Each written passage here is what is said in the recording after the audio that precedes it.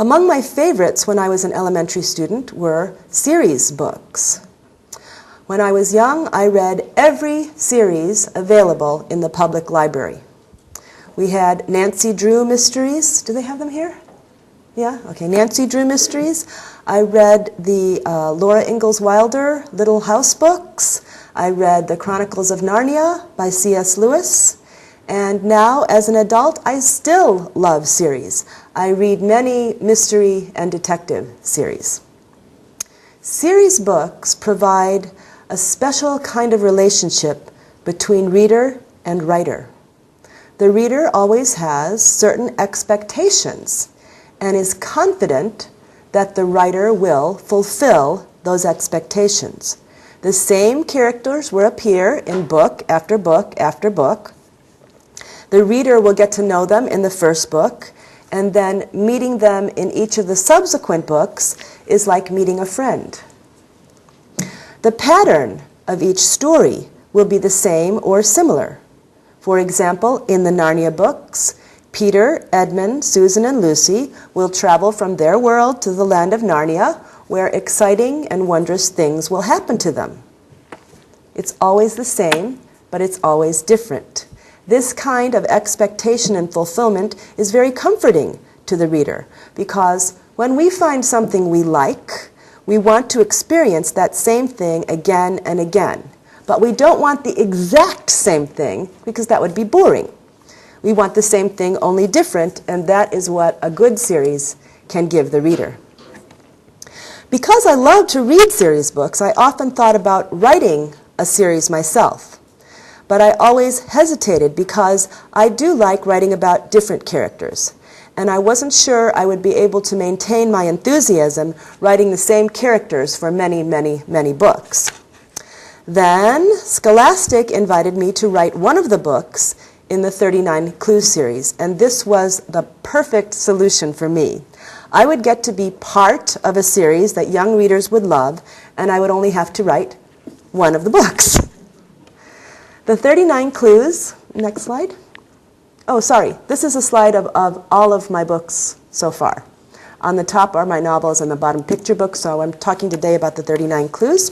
It's a series of 10 books written by 7 different authors. 3 of the authors wrote 2 books each.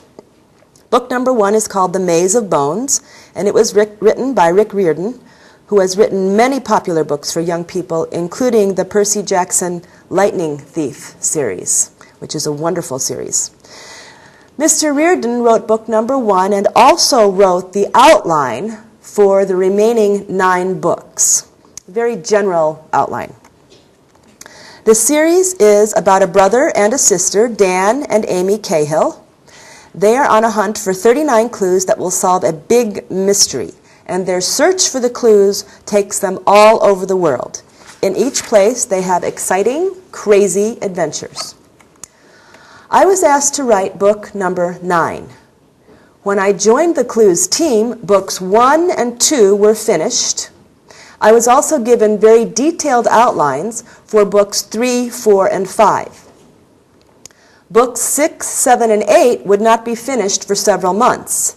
And after book 8 was finished, I would have 2 months to write book 9. When I learned this, I completely panicked. All of my novels have taken at least 1 year to write. I have never written a book in just 2 months, and I was very unhappy about this time phrase.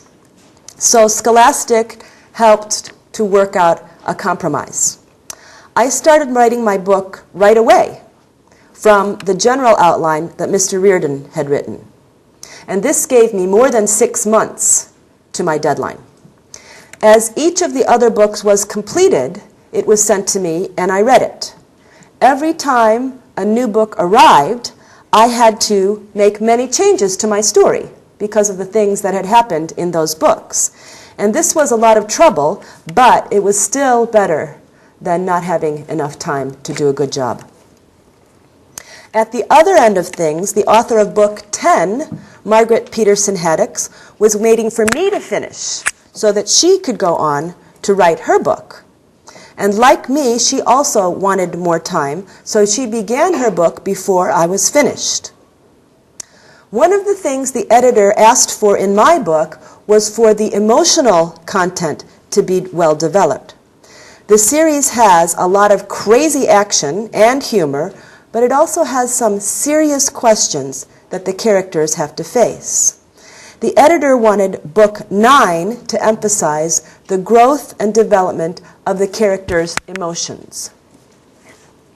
We talked about ways that this could happen, and one day she called me and asked, "Do you want to kill someone?" There are a lot of car chases and explosions and other action scenes in the series, but very few people die. She thought a serious death might help achieve the kind of emotional weight she was hoping for. I thought about it for a few days, and I finally decided to try it. I am not very good at killing people. In my books, I have only killed 2 people. And one of them wouldn't stay dead. They came back to life. I emailed both the editor and Margaret Peterson Haddix, and I said, "Okay, I've decided I'm probably going to kill someone, but I don't know who yet." Margaret emailed back in a terrible panic. "How can I write my book if I don't know who's going to be dead or alive?" So I could see that this would be a problem for her. So we figured out a way for me to kill someone who wouldn't need to be in Book 10. Next slide. Book 9 is titled Storm Warning, and it takes place in the Caribbean, in the Bahamas, and Jamaica. The locations for each book were chosen by Mr. Riordan and the editors at Scholastic. They wanted to be sure to include as many parts of the world as possible. Of course, I wish I could have written about Korea, but the characters went to Korea in Book 3. So more about that in a moment. I did enjoy writing a story set in the Caribbean. I love the ocean and the beach, and I made sure that they played an important part in the story. In addition to the excitement of around-the-world adventure, each of the books in the series focuses on a famous, important historical figure. In Book 1, it's the American statesman Benjamin Franklin. In Book 2, the composer Mozart. Book 3, Hideyoshi, the great Japanese samurai. Book 8, the Chinese Emperor Puyi.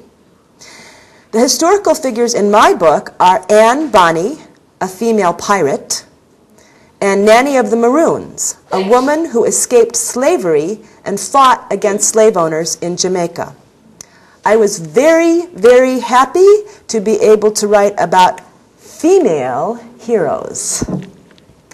Readers learn about their contributions to world history and culture, and also learn a little about the locations Dan and Amy traveled to. There are 2 other important Korean connections in the series. One of the major characters is a Korean man named Alistair Oh. He is both an enemy and a friend to Dan and Amy. He is a businessman who invented the microwave burrito. The books are a little crazy, okay? And in book number 3, The Sword Thief, written by Peter Larangis, Amy and Dan travel to Japan and Korea.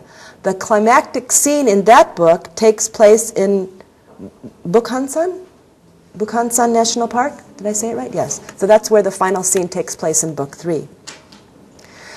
The response to the series has been incredible. It has sold millions of copies worldwide and is now published in 25 different languages all around the world. It was on the New York Times bestseller list for children's series for 76 consecutive weeks, so a year and a half. I did many events and promotional appearances for the series in the States, and everywhere I went, young readers were eager to meet me and to talk about the books. The series is also very innovative in trying to reach young readers on their own terms. There is a huge website with an online game of the 39 clues that readers can play. Is anybody in here playing the game? Yeah, you are. Okay, great. Fortunately or unfortunately, the game is in English. There are also packs of trading cards that come with each book. The card packs contain information about the Cahills, past and present, and provide evidence that the player needs to track down clues around the world. Certain cards belong to clue combinations that tell the story of a lost clue, and these cards have clue key symbols in their upper left corners. When you collect all the cards in a given combination and enter them in your online collection, you unlock a clue. Okay, I have to be honest here. I don't have anything to do with the cards at all, so I asked the publisher to explain the cards to me. That's what they sent in the email. I don't know what any of that means. All right. And that's one thing about the series that you should know. There are 39 clues altogether. That's what the series are called.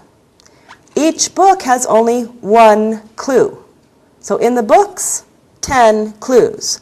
To find the other 29 clues, you have to play the online game and collect the cards.